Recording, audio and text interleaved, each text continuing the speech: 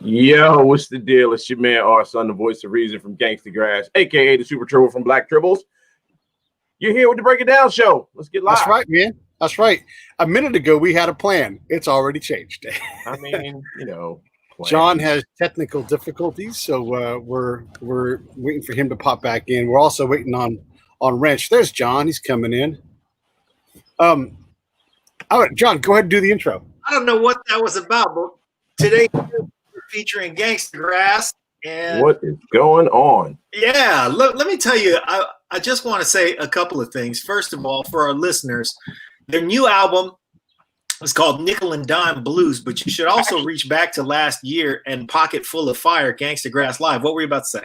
I'm going to interrupt. The new album is actually called No Time for Enemies. Nickel and Dime Blues was the first single. That was the first single. Okay, yeah. I stand corrected. The new album is called No Time for Enemies. No Time for Enemies. But I also want to say what Noisy Magazine said about you. Marrying beats, banjos, and bars, this Brooklyn act is pioneering bang and twang, and that, I think, encapsulates what you guys are doing. And I'm going to add by saying this. We are living in some divisive times in the United States of America, and Gangstagrass is everything that is right. We're trying to be, man. We've been doing this. So Wrench was the guy that put this whole thing together. That's why we call him the mastermind. He was the one that gave birth to the whole idea of Gangstagrass and everything that happens, everything that we do, right? And you know, coming from a very sort of traditional country and bluegrass background from his dad and all, but he came up in the 80s, like a lot of us did, when hip hop was really starting to blow up, and so he was very interestingly sort of enmeshed in the two cultures, right? And so when he started making music, that was just his thing. It was just the easiest thing in the world for him to create in both of those realms, and sampling stuff with banjos and fiddles and that kind of thing. And a lot of cats weren't really about it. So he was like, all right, I'll do it myself. And gave birth to a whole new genre of music. I tell people all the time, I'm just lucky to be a part of it. Wow. So let's talk about how the pieces came together. So this is, so Wrench comes up with this idea. He's able to execute on it. How does he pull all the players together? Well, all right. So the current lineup right now, because we've been through a few different players. We had a dobro player. We had a couple of dobro players. One of which was with us for the longest. Our dear friend Landry. But Wrench and the other MC in the band, Dolio the Sleuth, they were in a band together called Battlestar. It was called B-Star, which became Battlestar America, which was short for Battlestar America. Mm-hmm. It was a little bit more honky tonk based. And when Wrench put Gangstagrass together with the brother Tone, that was on he's the guy that did the verses on the song Long Hard Times to Come, the Justified theme song. Tone wasn't able to go on tour. And so Wrench wanted to take the band on tour. He reached out to Dolio. Now, Dolio and I, we've known each other for 20 years. And we met in a cypher up at Penn State University where I went to school. We were just out on the street rhyming together and was kind of impressed with each other's abilities and stayed cool all that time. So Wrench reached out to Dolio. Dolio couldn't go, but then Dolio called me. He was like, yo, my man Wrench is trying to do this thing. He put me and Wrench together. We did a show. We met on a Wednesday night here in Philly. Shout out to Philadelphia, repping the Philadelphia all day, every day. We did a show that night on a Wednesday night. And then I got in a van with those guys with the band at the time and drove down to North Carolina that night. We did 3 shows that weekend and just sort of, then it was sort of born as a traveling collective. And throughout the last 9, it'll be 10 years in April. About the last 10 years, we've gone through a few different collections of people, but we found a couple that really have become a part of the stable. Our banjo player Dan Whitener has been with us for about 6 years almost. Yeah, it'll be 7 years this year. We found him on Craigslist. No lie, man. Okay. He reached out to, like, Wrench had put an ad up on Craigslist, and Dan showed up and did his thing, man. He's amazing. He's a fantastic songwriter. He wrote Nickel and Dime Blues. His verses and the chorus on that. He wrote Never Go Home Again. That's one of his. And so he's been doing all this, had been doing all that kind of stuff for a while. He actually put out an EP a couple years back called Crossover. There's a song on there called We Are Gonna Be Okay that Spike Lee actually optioned for the movie Black Klansman. So it's it's on the soundtrack to Black Klansman.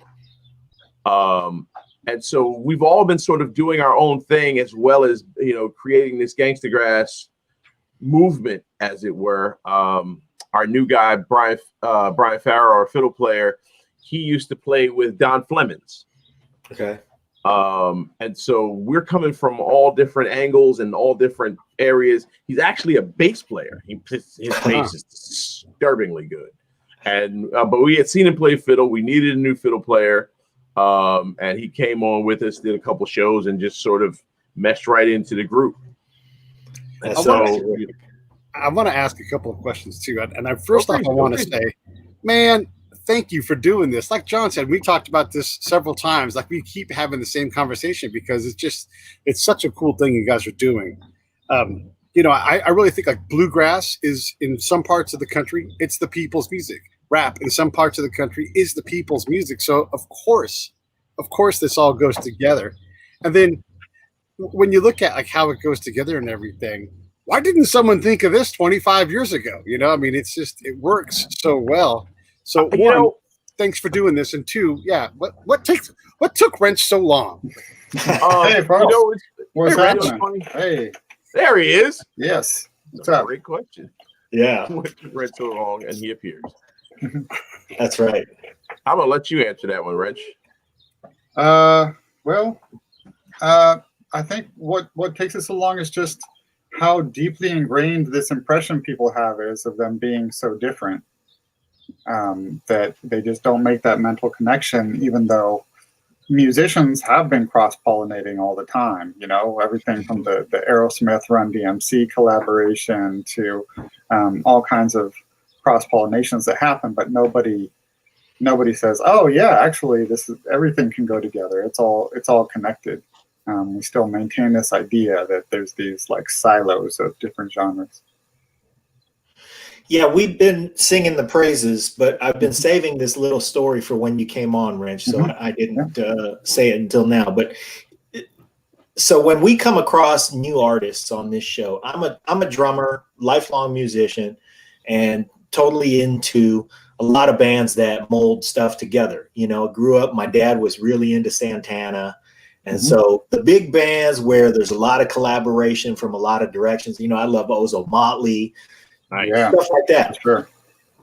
I was not familiar with you guys. So when we booked the show, I started listening and I was going, holy shit, I'm the biggest fan of exactly what you guys are doing in the way that you're doing it.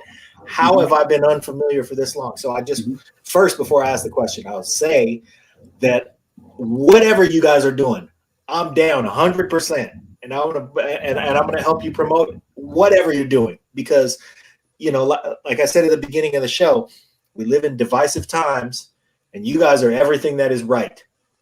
You guys are all about the collaboration, all about bringing your roots to the thing and making a stew that makes sense to everybody and that brings cultures together. And so, as you guys, every band is challenged. But as soon as you bring in more people, you multiply the challenges. Yeah. How have you, and I know that collaborators have come and gone and that the band has evolved in terms of the players, but how do you hold it all together?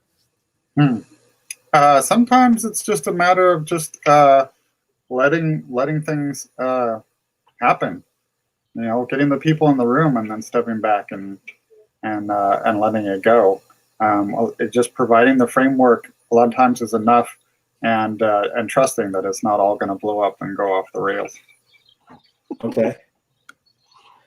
Arson, are you in Philly? Yes, indeed. Okay. Wrench, how did you get to Brooklyn? I went to NYU, Okay. so I was in New York, and I moved to Brooklyn pretty quick, and decided I love Brooklyn. So I stayed in Brooklyn, and there's just any kind of music you want is here. Everything is going on, and a lot of people are surprised that there's country music in New York. But when you have 8 million people, like you name it, there's some people doing it. It's just more of a needle in the haystack thing because there's so much going on. But it was the perfect place to be able to go and connect to a country scene and a hip hop scene and everything in between, and start getting people to play together. Arson, how familiar were you with bluegrass before your relationship with Wrench started? A little bit.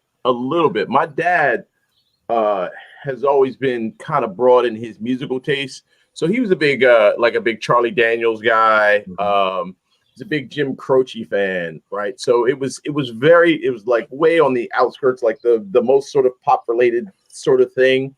But getting into it was easy because you had some of that same feel. You know what I mean? A lot of that storytelling stuff, a lot of the real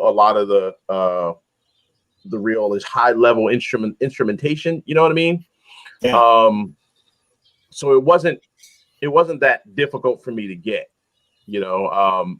He was my dad, for some reason, my mom and dad were both really big Dolly Parton fans. Mm-hmm. And so, you know, it was there anyway, you know. And my dad was also a big Kenny Rogers fan. So that whole like a lot of the storytelling aspects of it was already there for me anyway. So it wasn't hard. There was nothing that I was like, oh no, I don't like that at all. It was really simple to sort of get involved in. And your pocket's so similar. I was gonna say I could see that. I could see Coat of Many Colors being a rap like that. Some dude sings. You know, I mean, it's sure. the same, again, it's the same kind of music. You know. Yeah. I wanted to ask, when you are trying to put this together, right, and you're trying to sell this thing, people that get it. Cindy got it, right? She listened to it. She gets what you guys do. That helps. Mm-hmm. But people, you know, they gotta have babies. They gotta have, you know, healthcare and all these things. And you've got this eclectic mix. How hard is it to find the elements for something that's never been made before? Like, how do you know when something is right? Yeah, you can play the fiddle. Yeah, you can play the dobro, but are you right for this band? And then are you going to be here in 3 years, or do you need to go get a job, you know, driving a backhoe or something? Well, yeah, I mean, especially now that there's no touring going on, you know, there is a question of how are we going to support ourselves, and that is something that is sort of constantly on the table in terms of finding revenue. We do have a subscription service now where we're giving people behind the scenes stuff, special access, and all kinds of goodies called the Barnstormers. So if they go to gangstagrass.com/barnstormers, they can sign up even for $4 a month to be a supporter, and they're going to get all kinds of cool downloads and stuff.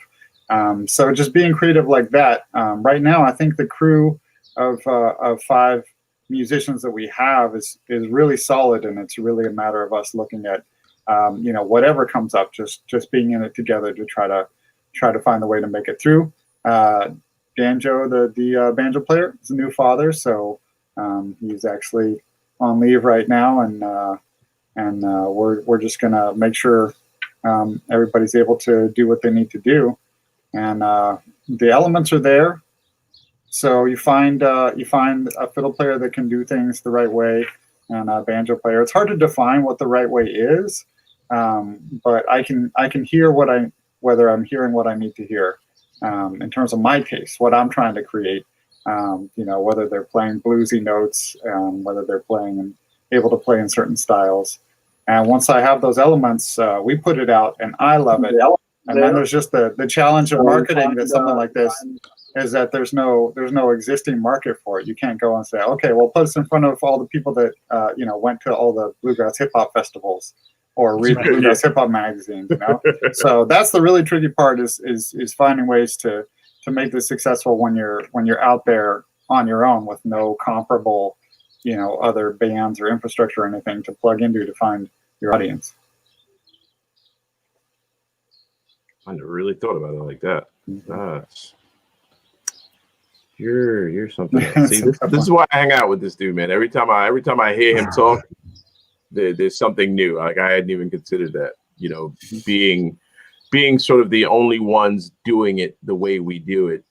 Yeah. It's like, where do you, it is a thing that, you know, we've encountered a lot, like, where would you put us? Right. Mm-hmm. And I've always said,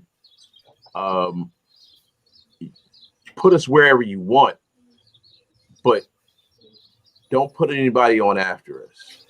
It's never a good thing, man. Like, the only cat that ever really, really rocked it after us was like, what's his name? Willie Nelson's son. Lucas Nelson rocked. Lucas Nelson. Yeah, he crushed it. He crushed it. But you're never gonna get from us a just sort of okay. Like, you put us in front of whoever you want, you're gonna get the fire, no, regardless of who it is or where we're at.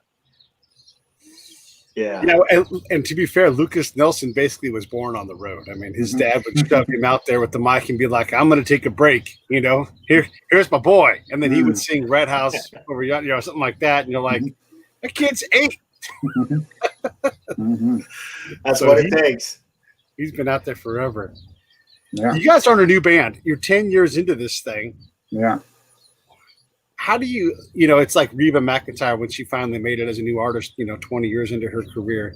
Do you guys feel like that's kind of your trajectory, that you continue to break out and find new audiences and you're growing and growing, but still have a lot of growing to do? You know, like until the point that, like, you know, we hit something and suddenly everything explodes and we're super mega stars, the plan will be to just keep it moving along little by little, growing the fan base in hand-to-hand combat. And you know, it's one side of the coin or another, whether you think we're slowly winning people over and just keep going, or we don't know when to quit, because we haven't thrown in the towel. We're just like, okay, we're still here. This year was better than last year, and next year we bring in a little bit more, and so each round we kind of come back and make a few improvements in what we're able to do, what we know how to do, and build more skills, build more fans. And we were looking forward to a really amazing 2020 with the new album coming out. We had some amazing tours lined up, some incredible opportunities, you know, and we still pulled a lot of what we could pull out of it in terms of getting the album out and getting it to #1 on the Bluegrass charts. You know, so that's a new peg there that we've reached, and that kind of stuff. You know, new videos that we're putting out that we're getting more views on than we've gotten before. So all in all, you know, we see the numbers going up little by little each year. What has the pandemic done for your creative process? It's put it through the ringer, because we were really set on having the new album be something that we recorded together in person and really played on that live energy of the fact that, you know, we've been doing so many shows together, that we can do this thing and bring a lot to it in terms of playing together in a room and playing off of each other. And we only got 3 songs recorded that way, and then had to go into lockdown. So the challenge then was the idea of still trying to bring that energy and get everybody recording separately and then mix it together. And so Arson, you talk about the fact, you know, he's a good example of somebody who didn't even have something to record on. I had nothing. I had this microphone. That was it. that was connected to nothing. I bought this microphone on the road last year from our people at Ear Trumpet Labs out in Portland. Just because I love the sound on it. It moves around and does all this cool stuff. But you know, I took it to I think I took it to one of the recording sessions, and when everything shut down, I was like, well, here I am with this microphone plugged into nothing. And then, you know, next thing I know, stuff's coming in the mail, and the mic stand shows up, and, you know, my input, John, and all this, and I got all these wires and stuff, and I spent several days trying to figure out how to record. It was a nightmare. I had no idea what I was doing. But Dan got me through it. Wrench got me through it. Couple of IT people got me through it, and you know, we were able to really finish up the whole thing. As a matter of fact, I got I finished a lot of that. I finished some stuff on my solo album. Like all kinds of stuff got done just because we were shut down, and we were like, all right, we want to get this finished. Let's get it wrapped up. And the fellas came through for me big time because I was stuck. I was like, well, here I am. Yeah. But that's that had to happen because we were putting this album together. Got to get Arsen's stuff on it. He's critical, and so that was our big challenge, was keeping the creativity going to get over these technical hurdles with us all being separate in separate spaces. And in some ways, there were new things that came out of it. We started doing some live streaming and did some things that we call kick the can, where one person would live stream themselves laying down a part of something, an idea that they had.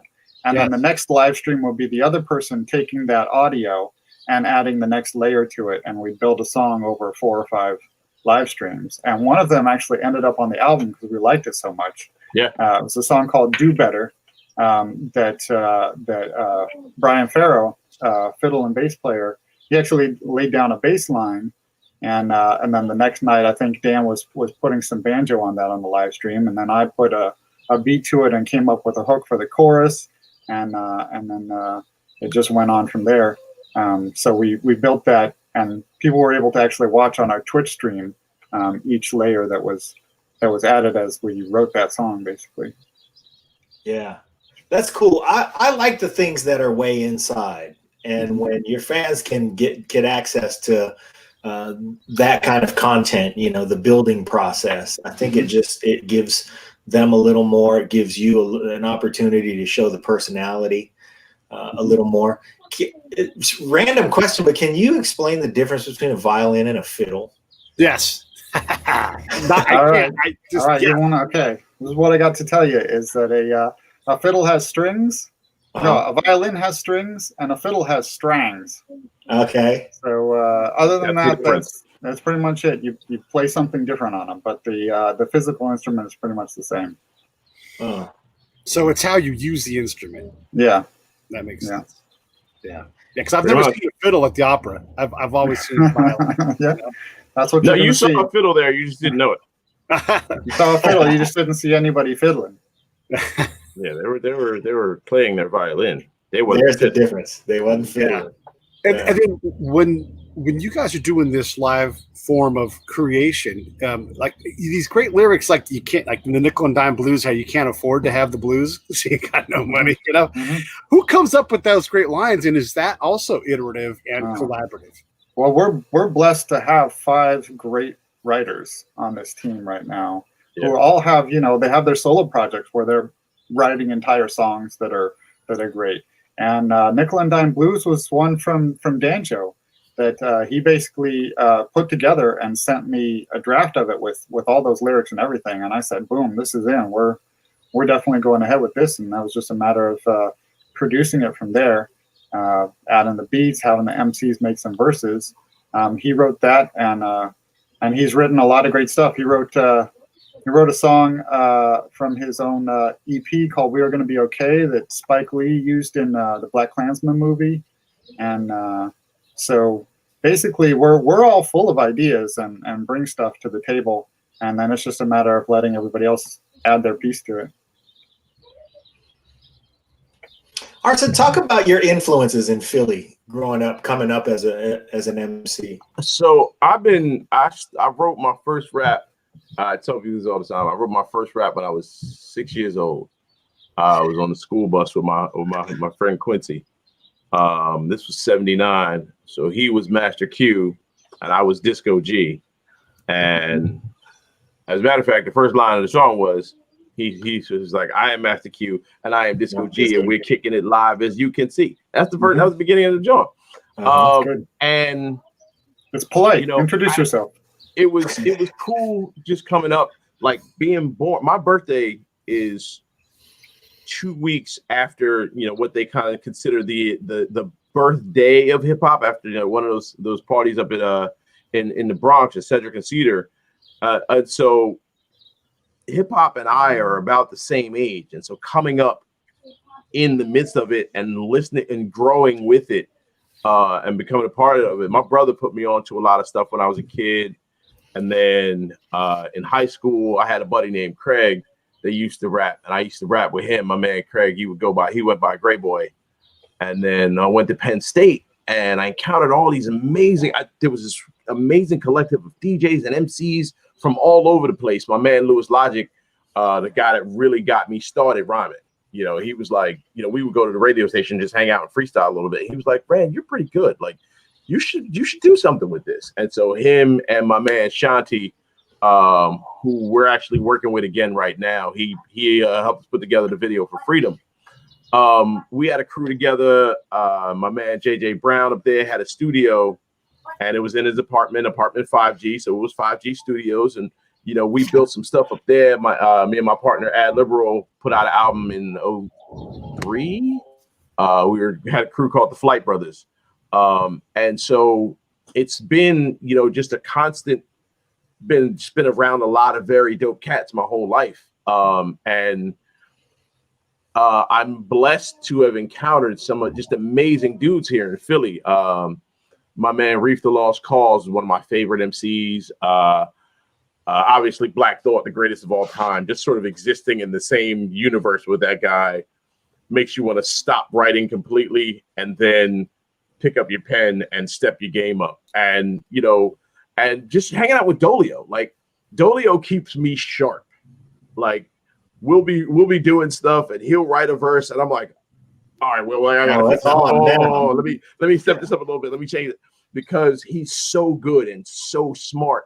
And so it helps me kind of, you know, we always say steel sharpens steel, man. And so that he just being in the same, you know, arena with a lot of these cats keeps me sharp and keeps me wanting to write and constantly create some new stuff. And, you know, becoming a part of Gangstagrass, because I had stopped doing music for a while. You know, my daughter was born, and I wasn't really doing a lot musically. I was still writing, and every now and again I would just, you know, get on stage at this bar I used to work at, but nothing major. And then when I went on tour that first weekend with Gangstagrass, it really did bring me back to life. I was like, I forgot how much I loved being on stage and doing this rhyme stuff. And so it's just all of that stuff. It just kind of kept me flowing and kept me going.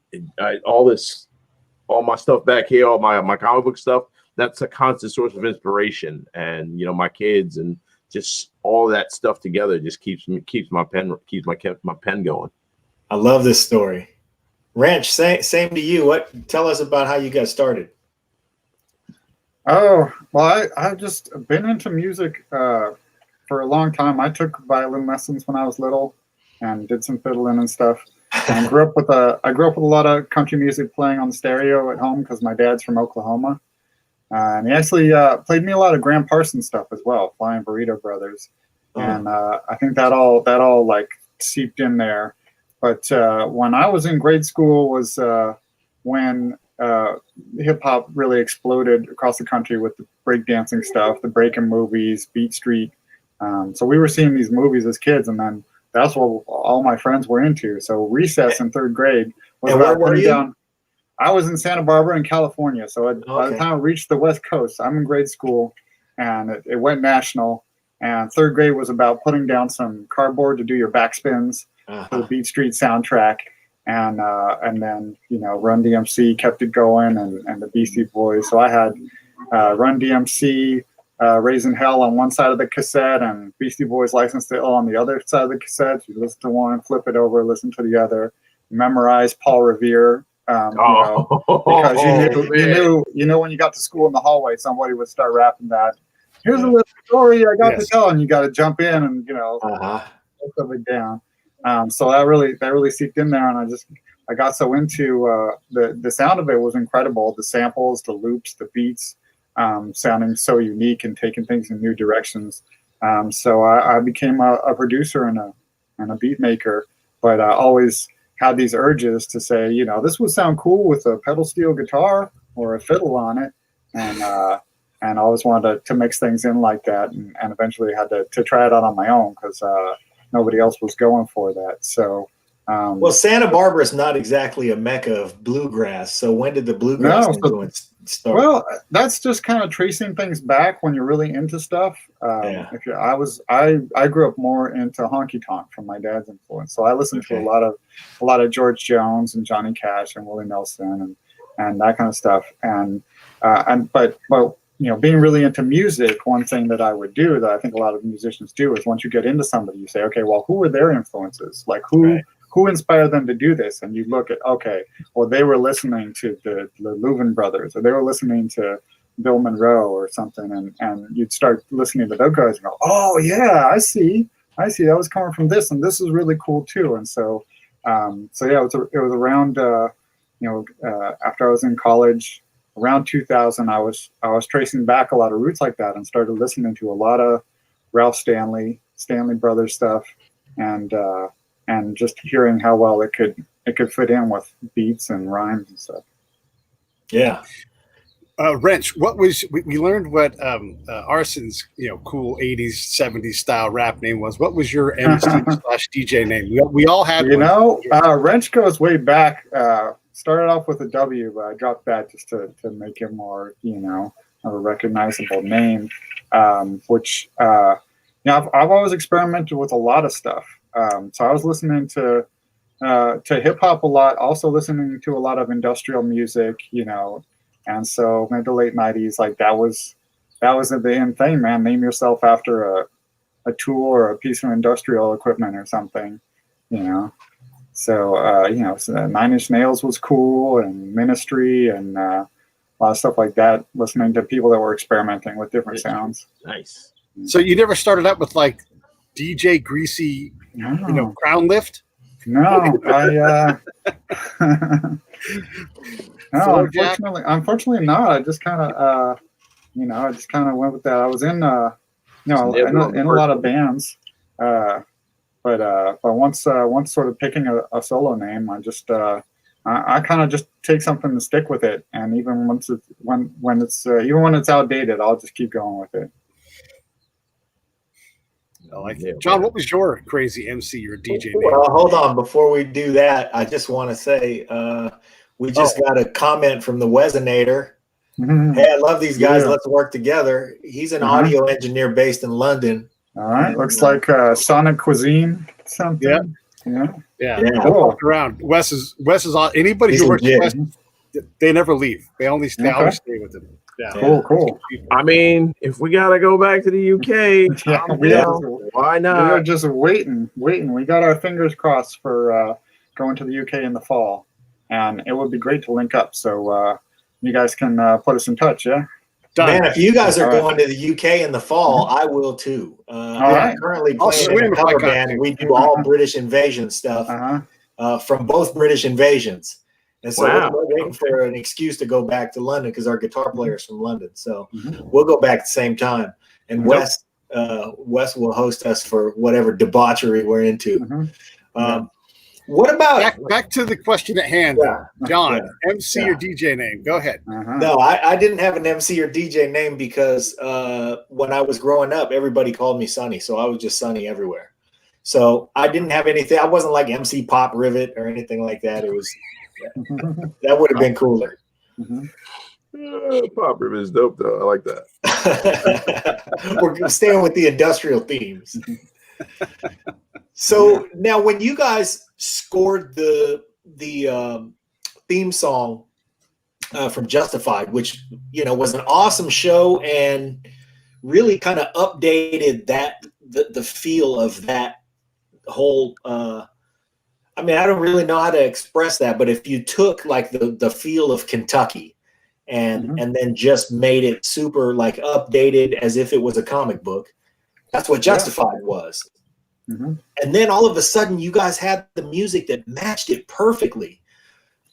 Did that cement your mission and allow you to say, okay, we have a launching pad now, we know we're doing something right? Or was it before that? Did you know that before that? Well, it was already in motion because the initial Gangstagrass thing that I put up for free download had taken off so well, just getting hundreds of thousands of downloads, getting blogged about on a bunch of places to where it was getting so much attention that I knew, okay, this is something I should go with this because people are really responding to this. So I was in the process already of thinking, okay, I'm getting more musicians involved in this so we can turn it into more of a band and stuff.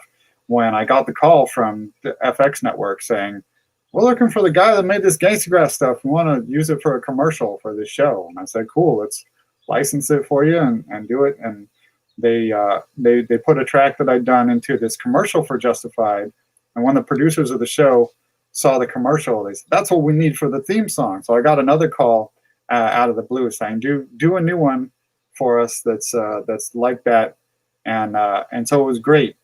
And it just fit into where I knew, it definitely was time to roll this out and take it as far as it can go. And it was really crucial in getting us fans in every city in the country and in countries around the world to where we are able to go and go on tour and play for a good crowd of people everywhere. I'd love to see you guys at places like Glastonbury or any of these really, really big places because you cross over. You're right. Like I don't know what the biggest bluegrass festival is, but you guys need an even more diverse group, I would say. Oh, yeah. Playing Lollapalooza. Yeah, we'll be getting in there, man. We're gonna keep invading every space we can. We played some big bluegrass festivals like Gray Fox upstate here, and it's been amazingly fun. The UK plan in September is to be at the Long Road Festival, which is kind of one of the big Americana style festivals there. So we're going to be on some very cool stages. The international tours have been amazing. We played a festival in Germany for just an amazingly big crowd of people that went wild. And so yeah, we're going to keep at it. And I will say also on the Justified theme song that it was like the perfect kind of exposure for us as well, that people are watching the TV show and this music comes on for 30 seconds. And then they can go, oh, that's cool. What is that? And look it up, because we have kind of a stumbling block in trying to promote the music by telling people about it. We say, oh, come check this out. It's bluegrass and hip hop. They imagine something really bad and they start running in the other direction. Like, no, do not play that for me. I don't want to hear it. That's going to be terrible. So the best thing is for them to just hear it and then be like, oh, I like this. Because once that's a crucial thing, is for people to actually hear it the way we do it. Yeah, it's definitely something that's got to be, you got to hear it. Yeah. Because you'll never hear it first. People always underestimate it if they're just thinking, based on the description. It's when they actually hear it that is way different than they expected, and they say, "Oh my God, that's actually works. I'm down with this." And so that's one of my favorite kinds of the comments that we get sometimes on the YouTube channels or stuff. But it's not too infrequent that people are like, "I came here to make fun of this, and now I just bought 3 albums. And I'm a new fan." Yeah, it happens. That's when you get to say, "I got you, you motherfucker." Yeah, it happens a lot. Between that and YouTube holes, people are like, I came on here looking for something and then fell down this rabbit hole, and now here I am. Same. 10 videos deep. Yeah, me too. The one thing I've learned though is that, like, with a lot of bands doing this, taking these chances, you really can find something really magical, and you get to carve out your audience and then slowly carve a bigger and bigger hole. But we've had Natalie Dawn from Pomplamoose on. Oh, yeah. And they've made a living crushing it on YouTube by mashups and covers. But it's not even fair to call what they do a cover. They really rewrite the entire song. And then another band, and again, you can laugh at it, but when you hear it, you have to love it to do. I love Metalachi. John and I sat in a Hollywood parking lot late at night, stoned out of his mind, and they're just like, what are we doing? Listening to song after song after song. Like when they do Hot for Teacher. Mm-hmm. If you're at that show, you're gonna love it. Like there's no way around it. I can totally see, and I saw when I watched your videos why you guys are so great live. Mm-hmm. Yeah, the other thing about international stages, the other thing about international stages and why, to expand on Pete's point, I want to see you guys on all of the international stages because that's what I want people to think America really is. Mm-hmm. Yeah, the funny part about rocking out overseas, for a lot of hip hop cats that aren't like the most the most pop sounding hip hop stuff. A lot of guys that I came up listening to, some guys that I actually know that I shared stages with, have moved overseas and are doing quite well overseas, making the kind of music that they make, because it's very much just they're so into it, and the people over there are like, it's different, it's dope, it's whatever, and they really stay involved with it. And so when we go overseas, those people, a lot of those people are already fans of like a lot of random stuff that I have been about for years, and they're like, oh no, okay, I dig that, so I dig that kind of sound, and so it sticks with them. And so that's the few times we've gone to the UK and over to Europe, we had such a great time, and the people just reacted. It was very much like, oh, this is different. This is fun. And I'm hoping to get more of that from American audiences, where they just sort of let it hit them. It doesn't have to sound like something else that you listen to all the time. Just listen to it and be impressed by it. Sometimes, unfortunately, audiences abroad have a better picture of America than Americans do. I mean, just last weekend we had Susie Quattro on the show, and people don't know who she is over here, but in Europe she sold 50 million albums. Wow. So yeah, it's something that I think that's where you guys, I want to say, represent, what's real about America, because as I listen to your stuff, what it seems like to me is that you took bluegrass and said, okay, now just lean back, and you made bluegrass lean back, and then you asked hip hop to lean into it, and what you got was this marriage that's a sound that's familiar but so different. And I think that's what's lovable, and I think that's what's translatable. Yeah. Well, the idea, and I got this from, I really did get this from Wrench. The idea is that the people that are making these musics, right? The people that are making, bluegrass music, the people that are making hip hop music are a lot more similar than they realize. So musically, the things that they're doing are going to be more similar. Their existence is more similar, right? The objects that they're using to make the music aren't the same oftentimes, but their experiences are very much the same, right? So, you've got a lot of similar stories on both sides that, like you were saying before, if you heard a certain bluegrass song, somebody rapping it, the song itself, the idea of the song wouldn't change very much, and vice versa. We talk about a lot how when people were kind of afraid of hip hop and how violent it is, so on and so forth, forgetting the fact that, bluegrass has its own subgenre of murder ballads. Like, that's a thing. Like, okay. Gangster rap, murder ballads. They seem kind of similar, right? So also stories about being broke. Yeah, stories about being broke, stories about heartbreak, and all this other just kind of stuff that everybody goes through, right? So, once you sort of immerse yourself into the song itself, and I won't say ignore the sound, because the sound is a part of it. But once you sort of just immerse yourself in the nature of the song itself, they're way more similar than they are different. Yeah. And so you just have to, like Rich was saying, you have to hear it. Like, telling somebody about it, not the easiest thing in the world, but hearing it, it's 99% of the time they're like, oh yeah, okay, that's dope. Every now and again you get one or two that are like, no, can't do it. But for the most part, our batting average is pretty darn good. I'll say for sure. And you're making a great point about bluegrass, country, all these other genres that have a lot of dangerous themes in it. I mean, in Redheaded Stranger, the dude murders 3 people and nothing happens to him. Just like, she touched my horse, so I shot her in the fucking face. Yeah. Yeah, and everybody can quote, Johnny Cash saying, "I shot a man in Reno just to watch him die." Yeah, and that's only one of them that he shot. Right. Yeah. When you're writing a rap, what point of view are you taking? And does it move around? Is it yours? Do you try to bring in like a more country or bluegrass sensibility? Like, how does that work for your writing when you specifically write, Arson? I just write. If we have a specific idea to the song, Never Go Home Again, I specifically wrote, and Nickel and Dime Blues I specifically wrote. For the most part,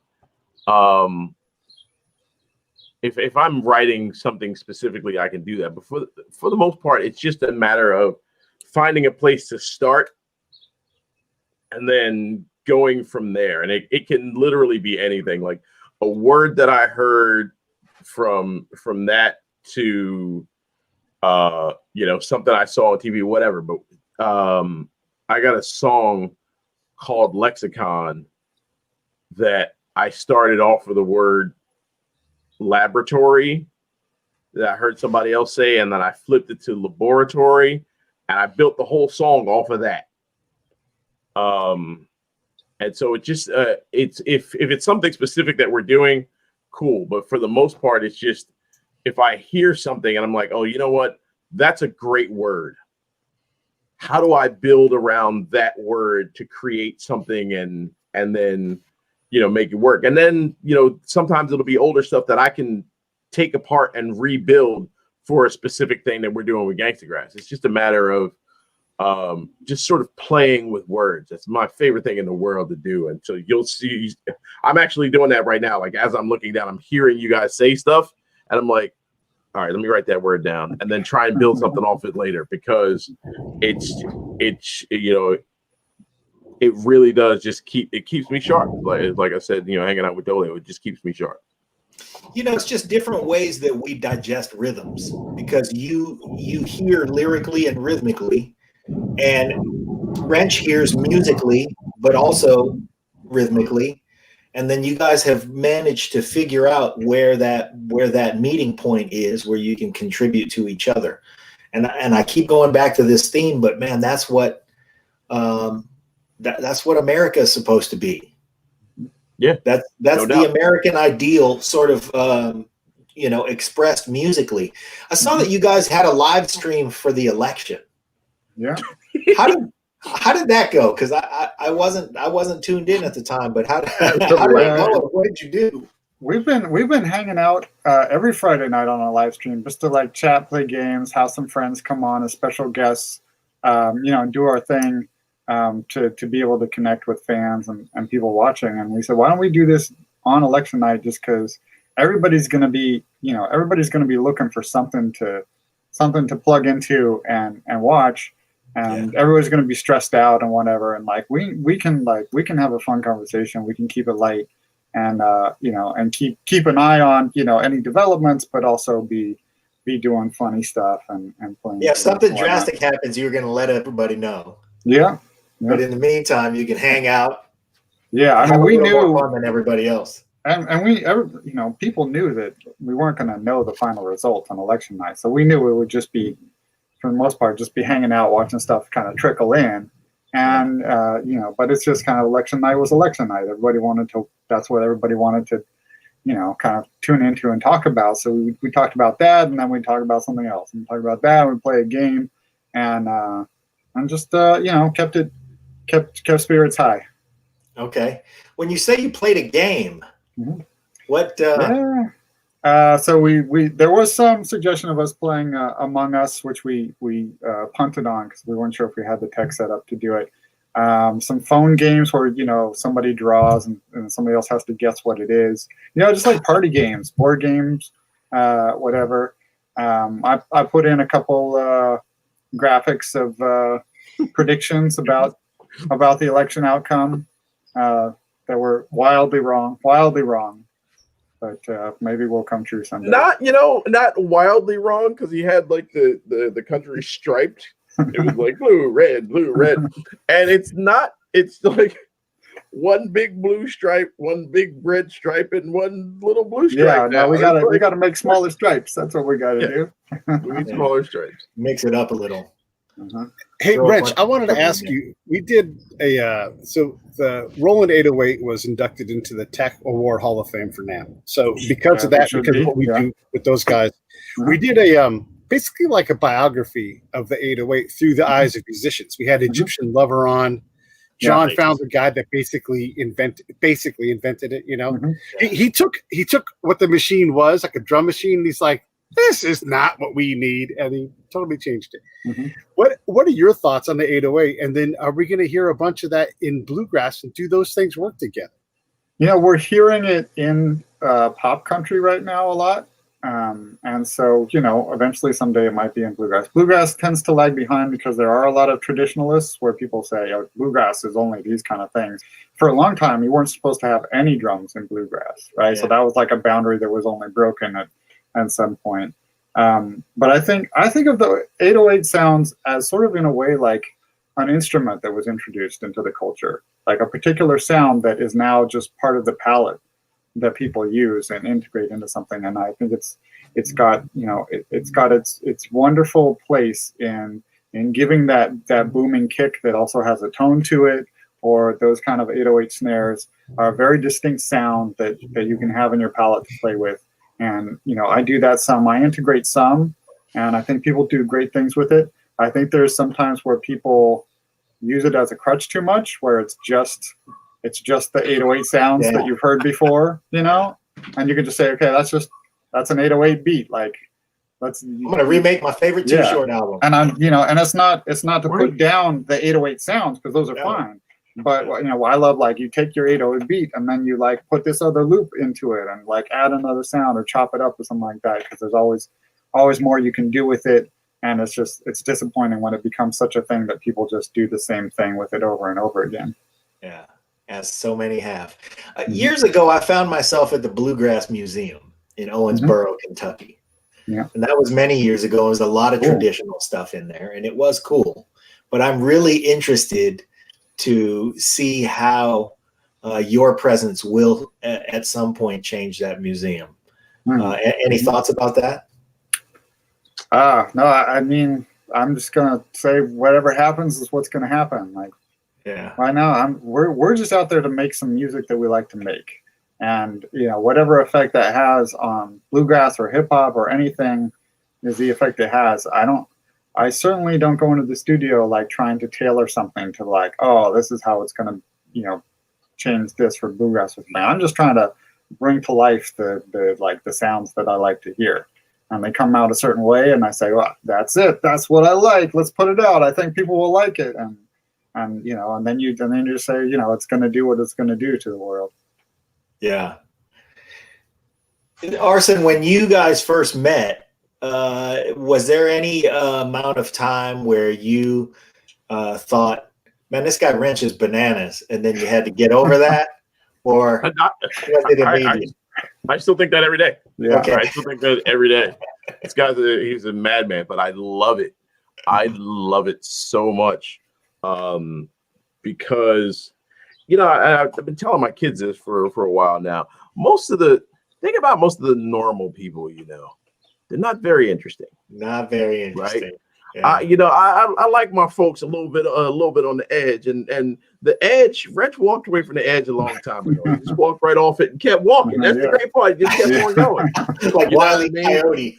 Yeah, right. But just kept going, and that's how, you know, our whole squad is, man. And I you know, I do feel blessed that we are able to, you know, stay on this level of madness, right? But still maintain, you know. I know cats that been in bands where like the one guy was a little bit weird, but he was like too much cocaine weird, right? And you know, it's just like there's none of that. There's just, you know, it's a lot of just a lot of perfectly normal wacky, you know. It just it would make a great cartoon. We'd make an amazing cartoon.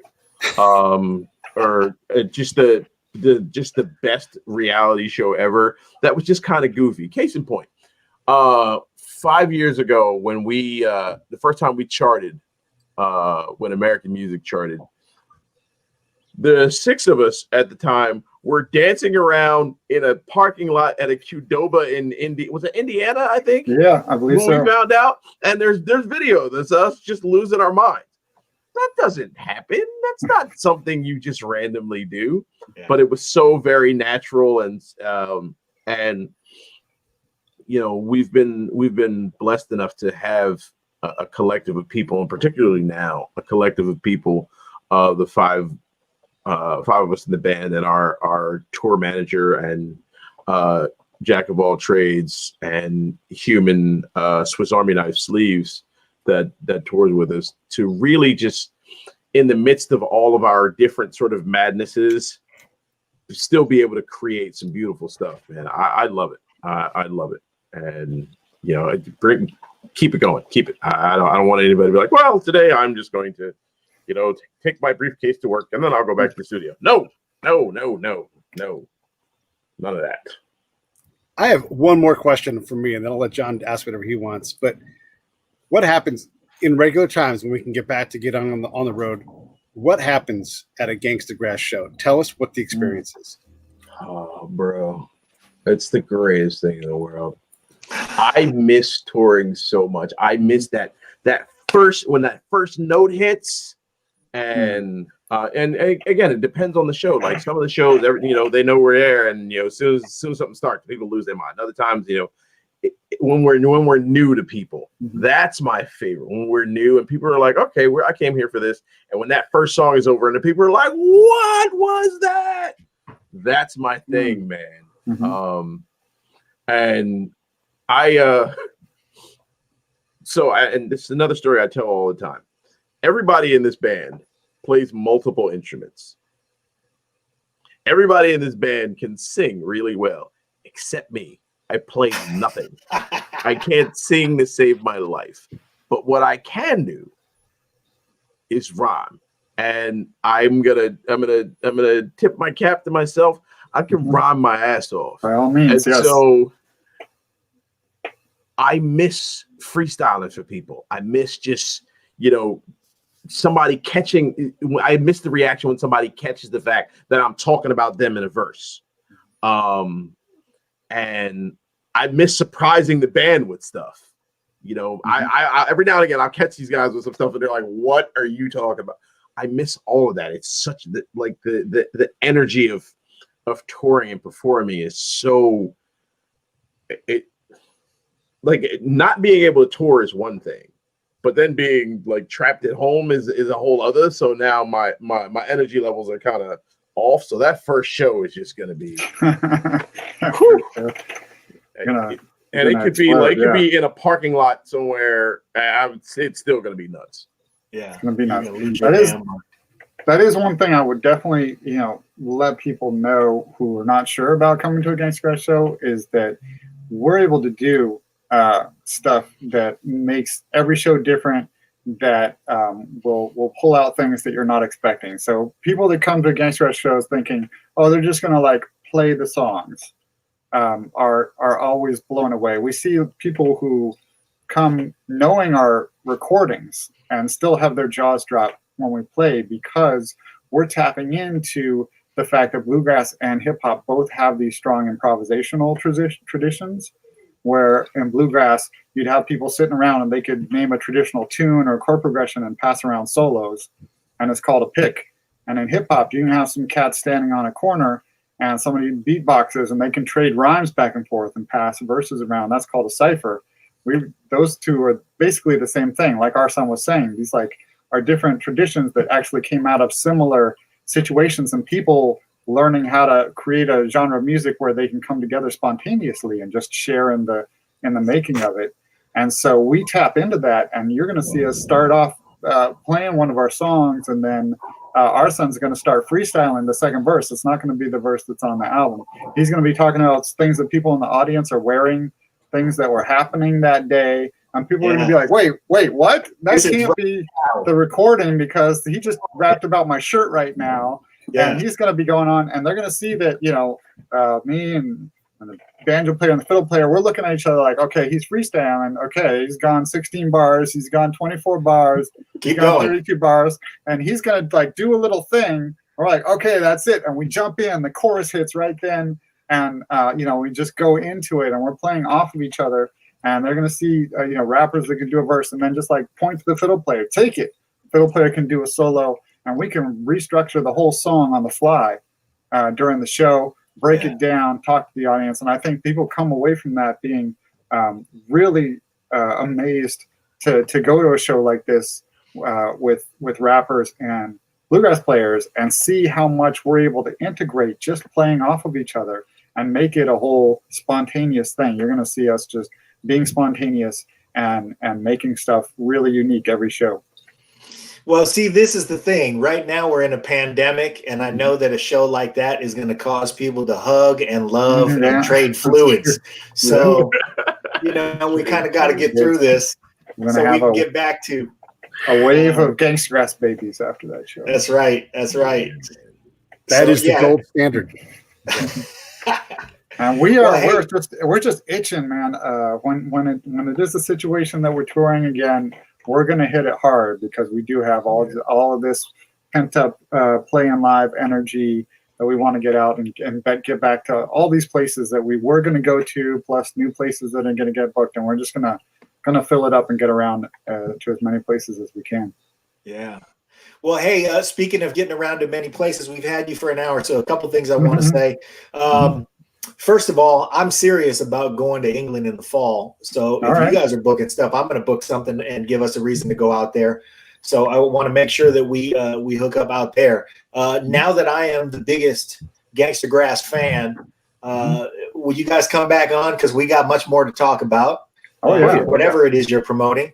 And then lastly, I will say that for everybody, if you haven't already, check out No Time for Enemies. It's the new Gangstagrass album, and there's a collection so you can go back, including last year's live album, and really get familiar with this great body of work.